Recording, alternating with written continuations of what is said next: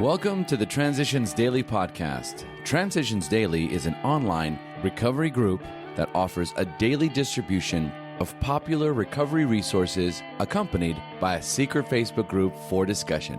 We hope you enjoy today's readings. This is Transitions Daily for December the 20th, read by Kirsty S. from the East Midlands in the United Kingdom. AA Thoughts for the Day. Choices. Looking back, we see that our freedom to choose badly was not, after all, a very real freedom. When we chose because we must, this was not a free choice either, but it got us started in the right direction. When we chose because we ought to, we were really doing better. This time we were earning some freedom, making ourselves ready for more. But when, now and then, we could gladly make right choices without rebellion, holdout or conflict, then we had our first glimpse of what perfect freedom under God's will could be like.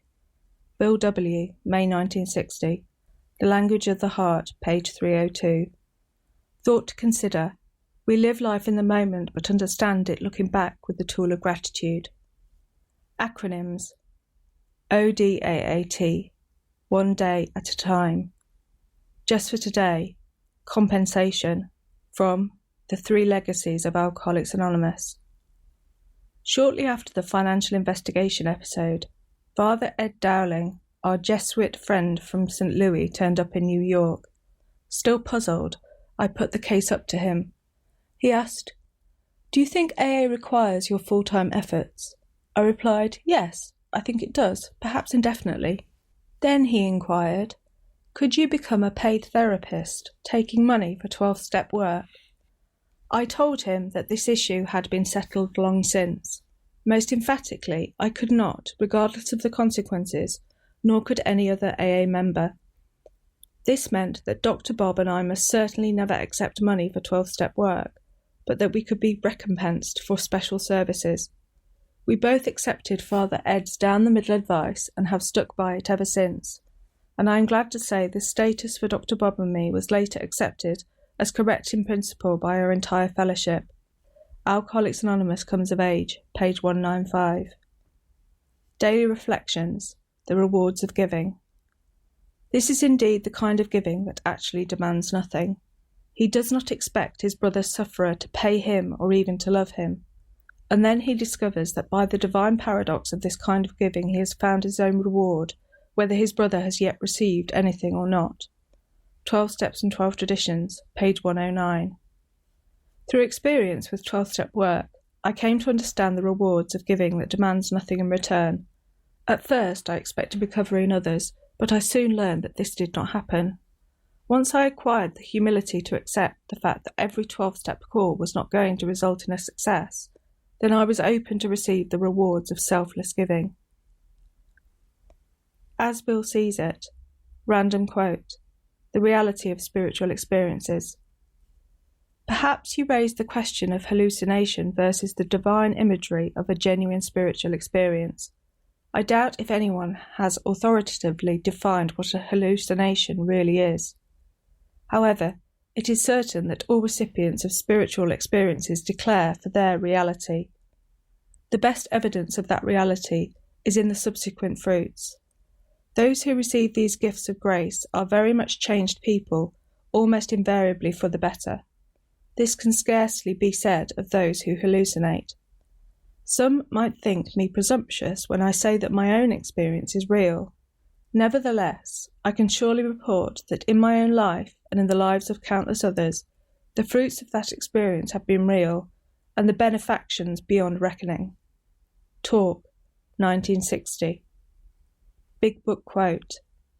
We know that while the alcoholic keeps away from drink, as he may do for months or years, he reacts much like other men.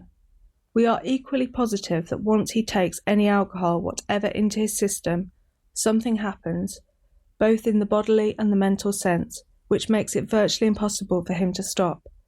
The experience of any alcoholic will abundantly confirm this. Alcoholics Anonymous, There is a Solution, page 22. 24 hours a day. AA Thought for the Day. Our faith should control the whole of our life. We alcoholics were living a divided life. We had to find a way to make it whole. When we were drinking, our lives were made up of a lot of scattered and unrelated pieces. We must pick up our lives and put them together again. We do it by recovering faith in a divine principle, in the universe that holds us together and holds the whole universe together and gives it meaning and purpose. We surrender our disorganized lives to that power.